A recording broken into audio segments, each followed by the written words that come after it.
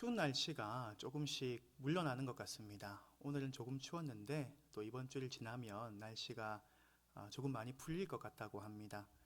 추운 겨울에 혹시 감기나 더 심하게는 독감으로 또 몸살을 앓고 어려움을 당하신 적은 없으십니까? 저도 한번 감기가 심하게 걸려서 몸살로 또 콧물로 많이 고생했던 그런 겨울이었던 것 같습니다. 추웠던 겨울처럼 어쩌면 나의 삶에도 추웠던 적, 덜덜 떨며 몸살을 앓았던 적은 없으셨습니까? 그렇다면 그때는 언제이십니까? 혹시 지금은 그렇지 않으십니까? 나의 실수로 인해서 또 다른 사람들과의 관계를 통해서 빚어진 마찰과 오해로 인해서 그로 인해서 죄책감이 들고 때로는 분노가 들고 억울하기도 하고 후회스럽기도 하고 외롭기도 하고 혼란스럽고 복잡한 그런 수많은 감정 속에서 추운 겨울을 나는 것 같은 그런 경험을 하신 적은 없으셨습니까? 오늘 본문을 보시면 바로 야곱이 그런 상황에 처해 있음을 잘 알 수 있습니다. 야곱은 춥고 외롭고 두려움이 가득한 광야에 있었습니다. 야곱이 벤 돌베개가 지금 야곱의 상황을 잘 대변해 주는 것 같습니다. 야곱이 어쩌다가 그렇게 되었습니까? 야곱은 형의 발 뒤꿈치를 잡는 자로서 어쩌면 강교하기도 하고 비겁하기도 하고 욕심 많은 사람이었습니다. 그래서 아버지 이삭을 속이고 형 에서를 속여서 장자의 권한을, 장자의 축복을 받았던 야곱인 것을 우리가 잘 알 수 있습니다. 나중 돼서 형 에서는 그것을 알고 자기를 속였고 아버지를 속였던 그 야곱을 내가 야곱을 죽이리라 하면서 달려들며 쫓아오는 것을 볼 수가 있죠. 어머니 리브가는 그것을 알려주게 되었고 당장 야곱이 도망칠 수 있도록 길을 열어줬습니다. 그리고 이삭과 그 리브가는 야곱이 바로 그 라반 삼촌이 있는 하란으로 도피할 수 있도록 그를 보내어 주었습니다. 야곱은 졸지에 도망자 신세가 되었죠. 가정에서 평안히 살다가 어쩌면 욕심과 또 속임과 또 무리수가 또 더 큰 무리수를 두게 되었고 이제는 아무것도 없이 광야에 뛰쳐나온 도망자가 되었습니다. 홀로 이제 브엘셀바를 떠나서 하란을 달려가는 그런 도망자가 되었던 것입니다. 도망치던 야곱에게 이제 해가 지어서 더 이상 갈 수 없게 되었습니다. 그래서 그곳에서 유숙하게 되었습니다. 11절 말씀을 보시면 한 곳에 이르러는 해가 진지라 거기서 유숙하려고 그곳에 한 돌을 가져다가 베개로 삼고 거기 누워 자더니 지칠 대로 지친 야곱은 한 돌을 가져다가 베개로 삼고 거기서 잤다라고 성경은 기록하고 있습니다. 야곱은 돌베개를 베고 누워 있습니다. 무엇을 말합니까? 아무것도 가진 것이 없고 아무것도 도와줄 사람도 없고 외롭고 쓸쓸한 상황을 잘 말해주는 것입니다. 어찌 집에 있었다면, 어찌 사람이 있었다면 돌베개를 자고 잘 수가 있겠습니까? 그 지역은 루스고 황무지고 광야였습니다. 유대의 광야는 저녁에 기온이 많이 떨어집니다. 그리고 그 사람이 없는 곳에 있다 보면 강도의 위험을 당할 수도 있고 또 여러 수많은 짐승들의 위협에 노출될 수도 있지 않겠습니까? 그런 상태에 야곱은 놓여져 있었다는 것입니다. 그런데 야곱은 이 돌베개를 자고 꿈을 꾸게 되는 것이죠. 그 꿈의 내용이 무엇입니까? 12절 말씀을 함께 한번 읽도록 하겠습니다. 시작. 꿈에 본즉 사닥다리가 땅 위에 서 있는데 그 꼭대기가 하늘에 닿았고 또 본즉 하나님의 사자들이 그 위에서 오르락 내리락 하고 야곱의 꿈의 사다리가 하늘과 땅에 닿아 있었다고 합니다. 사닥다리, 사다리입니다. 하나님의 사자, 천사들이 오르락 내리락 하는 하늘과 땅에 사다리가 놓여져 있는데 천사가 오르락 내리락 하는 그런 꿈을 꾸게 되는 것입니다. 놀라운 광경을 보게 되는 것이죠. 이것이 무엇을 말하는 것입니까? 이 사다리는 하나님과 막혀있는 관계가 아니라 열려있는 관계임을 말하는 것입니다. 하나님과 끊어진 관계가 아니라 하나님과 통하는 관계에 있다는 것을 말하게 되는 것입니다. 하나님의 사자가 오고 갈 수 있는, 하나님을 만날 수 있는 그런 관계에 야곱이 놓여져 있다는 것을 볼 수가 있습니다. 하나님과 연결되어 있다는 것을 알 수가 있는 것입니다. 여기서 사닥다리는 성경에 단 한 번 여기서만 언급이 됩니다. 일부 학자들은 이 단어를 계단으로 번역하는 것이 좋다고 말하는 신학자들도 있습니다. 역사적으로 볼 때 이런 땅에서 신을 갈망하는 그 종교심과 마음을 통해서 어떠한 계단을 쌓고 사다리를 쌓는 일들이 많았지 않습니까? 아수르나 바벨론의 그런 유적지를 보시면 지구라트라는 것이 있습니다. 높은 계단 형태로 높이 쌓아서 그 계단을 오를 때마다 하늘과 가까워지는, 그래서 경외심이 들고 종교심이 들고 마치 신과 가까워지는 그런 느낌이 들게끔 하는 그런 신전들이 있었습니다. 그것을 우리가 지구라트라고 하면서 그 고대 신전을 찾아가는 사람들도 있죠. 그리고 성경에 보면 무엇이 있습니까? 바벨탑이 있습니다. 땅에서 신기에 도달하고자 했던 그 종교심으로 인해서 끊임없이 탑을 쌓았던 것입니다. 그런데 우리가 잘 아는 것은 그 어떤 사다리도 계단도 신전도 실패했다는 것을 알 수가 있습니다. 결코 땅에서는 그것을 도달할 수가 없었던 것이죠. 땅에서는 결코 자신이 만나고자 하는 그 신을 만나지 못했다는 것을 우리가 역사적으로 또한 성경적으로 잘 아는 사실입니다. 그런데 야곱에게 이러한 기적이 일어나게 되는 것입니다. 17절에 야곱은 이것을 무엇이라 말합니까? 하늘의 문이로다. 이것은 하늘의 문이로다. 내가 사닥다리를 보았는데 이것은 하늘의 문이다 라고 선포합니다. 하늘의 문이 열려 천사가 오르락 내리락 하는 기적을 바라보는 것입니다. 과거의 의인 노아도 이런 기적은 보지 못했습니다. 조부 아브라함도 이러한 기적은 보지 못했습니다. 그런데 도망자 야곱, 속이는 자 야곱, 아무것도 가진 것 없는 이 야곱이 이 하늘의 문 바로 사다리를 보고 있다는 사실입니다. 조급함과 욕심으로 남을 속이고 점차 더 큰 무리수를 둬서 인생의 끝을 보고 있는 그 도망자가 이러한 기적과 역사와 꿈을 바라보게 되는 것이죠. 이제는 황무지에서 재산도 없습니다. 먹고 지낼 것도 없는 그런 상태에 있는 야곱에게 하나님께서는 친히 이 사닥다리를, 이 계단을, 이 하늘의 문을 보여주시는 것입니다. 야곱이 출발했던 이 브엘셀바는 28장에 보면 이 브엘셀바에서 루스까지가 아니라 하란까지 가는 것이 목적지였습니다. 이 브엘셀바에서 하란까지가 약 800km 정도가 된다고 합니다. 그 삼촌 라반이 있는 곳이 바로 하란이죠. 28장에 보면 이 하란을 밧단 아람이라고 기록하고 있는데 동일한 곳이라고 보시면 되겠습니다.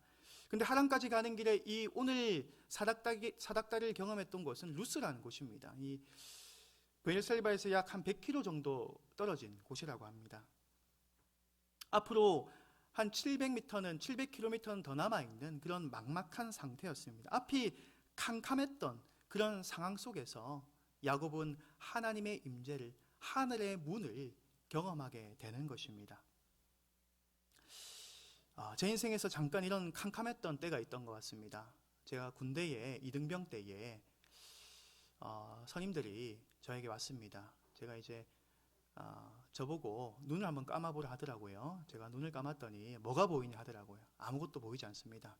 아무것도 보이지 않습니다. 이렇게 했더니 선임이 그게 네가 남은 군생활이다 이렇게 하더라고요. 그래서 제가 그 말도 굉장히 앞이 캄캄해지고 지금 불 붙은 데도 부채질하는 그런 선임들이 참 미웠던 것 같습니다. 정말 깜깜하고 앞을 알 수 없고 아무것도 잡히지 않는 그런 느낌이 드는 그 야곱 가운데서 하나님께서는 하늘과 땅을 잇는 이 사다리를 놓아주시는 것입니다. 사랑하는 성도 여러분, 혹시 추운 겨울과 같은 그런 돌베개 같은 상황 속에 우리의 삶이 처해 있습니까? 그 최악의 순간에 최고의 하나님을 경험하시는 때라는 것을 기억하시길 바랍니다. 가장 지쳐있는 때, 가장 최악의 상황, 가장 추운 그때가 바로 하나님을 만나는 최고의 순간임을 기억하시길 바랍니다. 내가 부유할 때, 잘 될 때, 잘 나갈 때 우리가 언제 하나님을 깊이 만난 적이 있습니까? 나의 상황과 보이는 것, 만져지는 것에 도취되어 있는 나의 상태가 아니었습니까? 그러나 야곱과 같은 돌베개를 베고 자는 그 처절한 상황, 최악의 순간, 어쩌면 더 나빠질 것도 없는 그 순간이 하나님을 만나는 최고의 순간임을 기억하시는 귀한 성도님들 되시길 바랍니다. 야곱이 머물렀던 그 루스는 하나님의 사닥다리를 보고 이제 베델이 됩니다. 베델의 뜻이 무엇입니까? 하나님의 집입니다. 그 루스, 그 아무것도 가진 것 없는 야곱이 그 사닥다리를 경험하고 그곳을 베델이라고 고백하게 되는 것입니다. 바로 조부 아브라함이 하나님께 예배드렸던 곳, 야곱이 하나님을 만나는 곳, 그곳이 바로 베델이라는 사실입니다. 18절, 19절 말씀을 함께 한번 읽어보도록 하겠습니다. 시작. 야곱이 아침에 일찍 일어나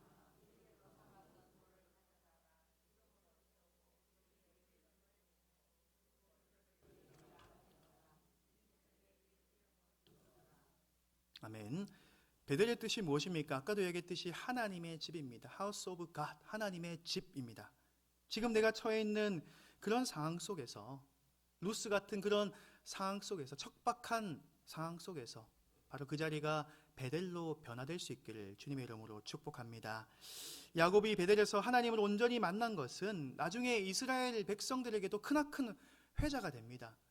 우리 믿음의 조상 아브라함이 그곳에서 하나님을 만났다. 바로 우리 믿음의 조상 야곱이 그곳에서 하나님을 만났다. 하나님을 만난 지점, 성지가 되는 것이죠. 그렇다면 이 베델에서 사닥다리를 통해서 야곱이 느낄 수 있는 것은 무엇입니까? 하나님이 이제 야곱을 어떻게 여기시는지를 알게 되는 것입니다.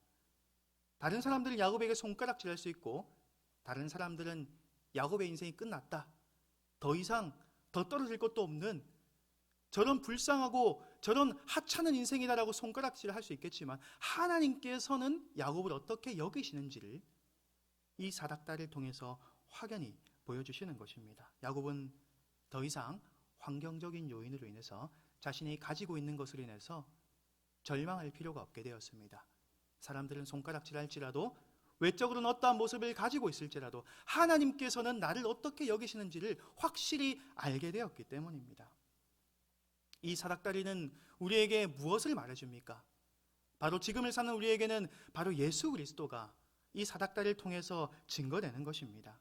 예수님께서 그렇게 말씀하셨습니다. 요한복음 1장 51절을 보시면, 또 이르시되 진실로 진실로 너희에게 이르노니 하늘이 열리고 하나님의 사자들이 인자 위에 오르락 내리락 하는 것을 보리라 하시니라.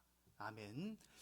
예수님께서 이 야곱이 경험한 사닥다리의 말씀을 인용해서 말씀합니다. 인자가 누구를 말합니까? 바로 예수 그리스도를 말합니다. 이 예수 그리스도의 오심은, 예수 그리스도께서 약속된 메시아로 오심은 성령이 증거했습니다. 그리고 예수님께서 바로 하늘과 땅을 잇는 사닥다리가 되어주십니다. 길이 되어주십니다. 하나님과 이 땅이 막혀 있는 것이 아니라 연결되어 있다는 것을 예수 그리스도께서 친히 십자가에 못 박혀 죽으시고 온몸이 찢기심으로 그 사닥다리가 되어주셨습니다. 땅에서는 과연 어떠한 것을 쌓아도, 어떠한 기술로, 어떠한 힘과 지혜로 하늘로 도달하려고 해도 결코 도달할 수 없는 그 통로가 바로 우리 주 예수 그리스도를 통해서 열렸다는 사실을 믿으시길 바랍니다. 그렇기 때문에 우리에게는 사닥다리 대신 예수 그리스도를 바라보는 일들이 우리에게 남아있는 것입니다. 아무 자격 없고 소망 없는 우리에게 찾아오신 우리 주 예수 그리스도, 땅에서는 하늘로 올라갈 수 없지만 하늘에서 땅으로 내려와야만 가능한 그 일을 바로 우리 주 그리스도께서 친히 완성하셨고 그 일을 이루셨고, 우리가 그 길을 통해서 우리 하나님 아버지라 부를 수 있게 되는 것이죠. 그분의 얼굴을 우리는 구해야 하는 이유가 되는 것입니다. 우리가 어떠한 존재이기에 우리가 이러한 은혜를 누리게 되는 것입니까? 우리의 나음이나 우리의 의나 우리의 자랑 때문에 이러한 은혜를 우리가 누리게 되는 것일까요? 결코 그렇지 않다는 사실을 우리는 잘 알고 있습니다. 13절과 14절 말씀을 함께 한번 읽겠습니다. 또 본즉 여호와께서 그 위에 서서 이르시되 나는 여호와니 너의 조부 아브라함의 하나님이요 이삭의 하나님이라.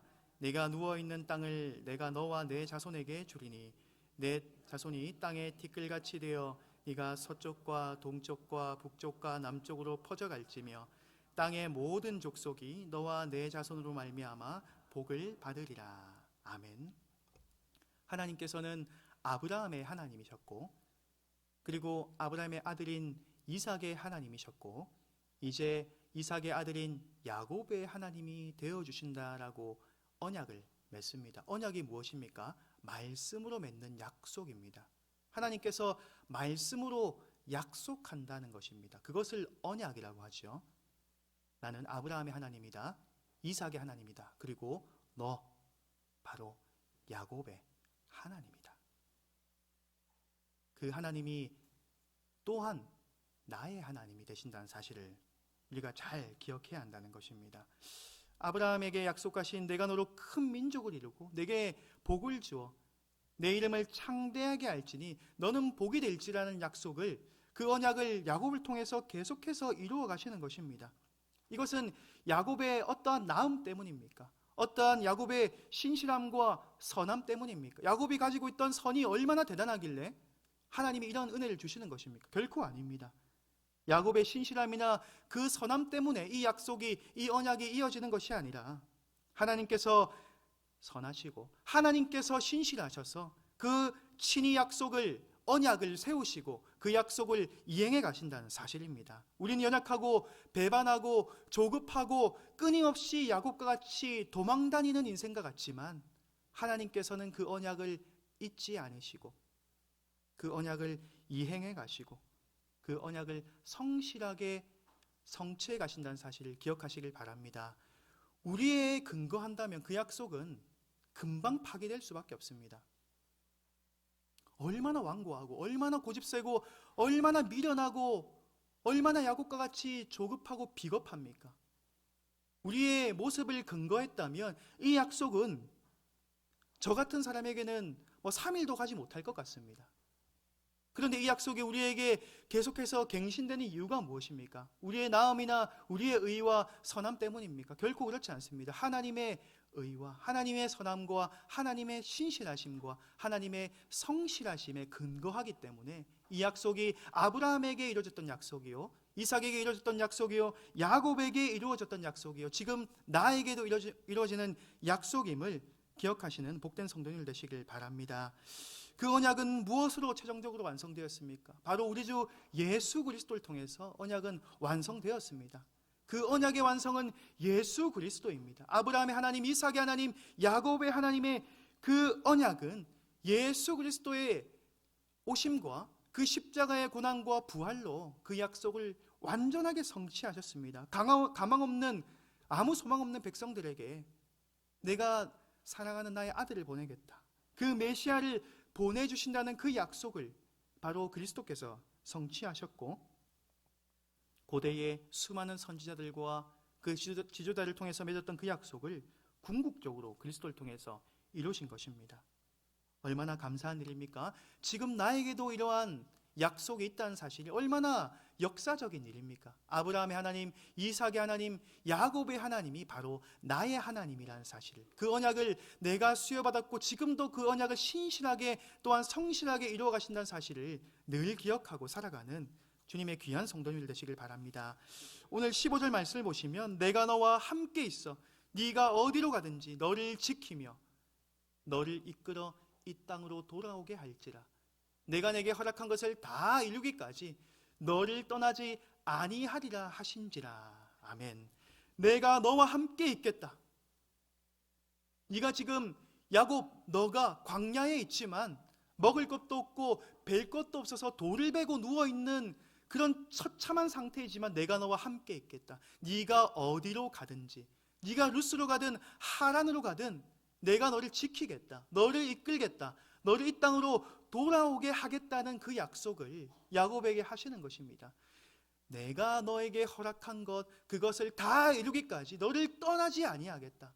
결코 떠나지 아니할 테니 걱정하지 마라. 내가 너에게 허락한 것을 다 이룰 때까지 결코 떠나지 아니할 것이다. 네가 결국 돌아오게 될 것이다. 가나안으로 돌아가게 될 것이다. 약속의 땅으로 바로 브엘셀바로 돌아가게 될 것이다 라는 그 약속을 바로 야곱에게 하신다는 것입니다. 사랑하는 성도 여러분, 내 인생의 가장 추운 때를 혹시 보내고 있습니까? 야곱이 베고 있는 돌베개와 같은 상황 속에서 수많은 관계 속에서 진통하고 또한 나의 실수와 자책과 또한 수많은 육체적인 병과 질환으로 인해서 눈물을 흘리고 있는 추운 겨울과 같은 때를 보내고 계십니까?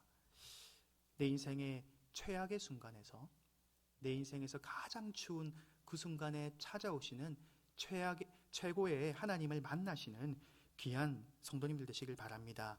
내가 쓰러진 그 자리가, 야곱이 쓰러져서 엎어져서 꿈을 꾸는 그 자리가 하나님을 만나는 자리가 되었듯이 여러분이 인생에서 고난받고 고통받고 수많은 눈물로써 진통할 때에 하나님께 엎드려서 하나님께 쓰러져 잠드시기를 바랍니다. 하나님께서는 결코 우리 귀한 언약 백성들을 포기하지 않으시고 잊으시지 않으시고 그 약속을 신실하게 이행해 가신다는 사실을 기억하시길 바랍니다.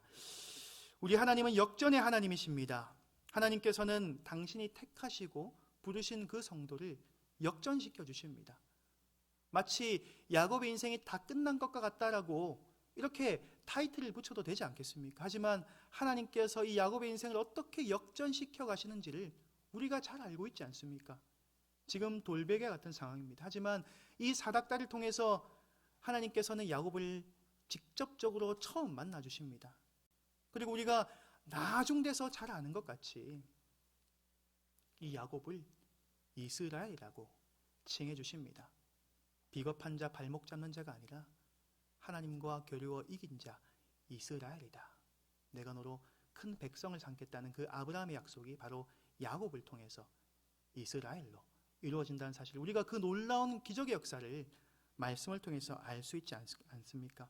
그 야곱의 그 신실함과 야곱의 선함만을 본다면 결코 이런 일들이 이루어질 수가 없습니다. 하지만 하나님의 선하심과 하나님의 신실하심과 하나님의 성실하심으로 이 일들이 이루어지는 것입니다. 복음 성가 중에 내가 쓰러진 그곳에서라는 그런 찬양이 있습니다. 그 가사를 보시면 이렇습니다. 오랜 나의 어둠 속에서 애타게 주를 기다릴 때 위로의 빛 비치리라. 주는 결코 나를 포기 않네. 내가 쓰러진 그곳에서 주는 나를 강하게 하리. 나는 다시 일어나겠네. 주는 결코 나를 포기하시지 않으리. 할렐루야. 내가 쓰러진 그곳에서 애타게 주님을 기다릴 때에 위로의 빛이 비추어 주시고 내가 쓰러진 그곳에서 주님이 나를 강하게 하셔서 내가 다시 일어나서 내가 주의 은혜를 경험하게 되고 역전하는 그런 역사가 우리 삶 가운데 있기를 주님의 이름으로 축복합니다. 추운 겨울과 같을 때에, 깜깜한 어둠과 같은 때에 주님께서는 우리를 결코 고아와 과부와 같이 내버려 두시지 아니하시고 찾아와 주시는 주님의 임재를 경험하는 이 복된 시간과 기도의 시간과 또 기도의 날들이 되시길 소망합니다. 지금 처한 그 루스의 강야, 돌베개와 같은 그런 상황 가운데 있을지라도 그 자리가 오히려 베델로 전환되는, 베델로 바뀌어지는 역사가 우리 귀한 성도님들 삶 가운데 가득해서 넘치길 주님의 이름으로 축복합니다. 함께